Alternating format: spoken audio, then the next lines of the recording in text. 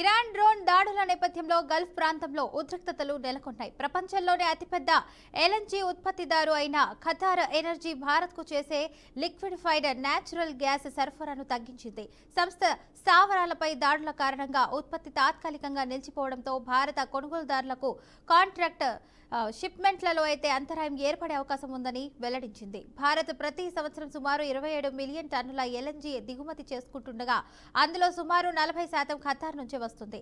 Petronet LNG, GAIL India limited, IOC వంటి సంస్థలు ఖతార్లో దీర్ఘకాలిక ఒప్పందాలు చేసుకున్నాయి. ప్రస్తుతం సరఫరా అంతరాయం నేపథ్యంలో సిఎన్జీ సరఫరాను కొనసాగిస్తున్నామని స్పష్టం చేసిన పరిశ్రమలకు చేసే ఎల్ఎన్జీ డెలివరీలను 10 నుంచి 30% మేర తగ్గించనున్నట్లు ప్రకటించాయి.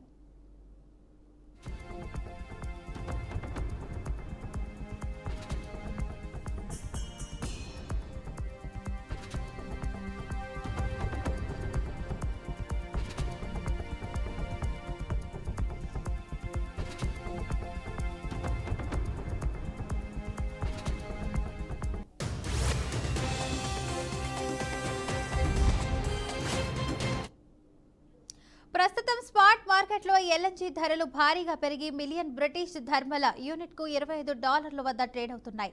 అయితే ఇది టర్మ్ కాంట్రాక్ట్ ధరల కంటే దాదాపు రెట్టింపు. ఇదిలా ఉండగా కీలకమైన స్ట్రెయిట్ ఆఫ్ హార్ముజ్ జలసంధి మూతపడటం పరిస్థితిని అయితే మరింత క్లిష్టం చేసింది. ఇక భారత ఎల్ఎన్జీ దిగుమతుల్లో సుమారు 60% ముడి చమురు దిగుమతుల్లో సగానికి పైగా అయితే ఈ మార్గం ద్వారానే రవాణా అవుతాయి.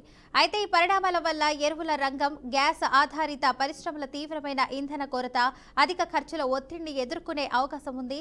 పరిస్థితిని ఎదుర్కొనేందుకు ప్రభుత్వం, సంస్థలు ప్రత్యామ్నాయ సరఫరా వనరులను అన్వేషిస్తున్నట్లు తెలుస్తుంది.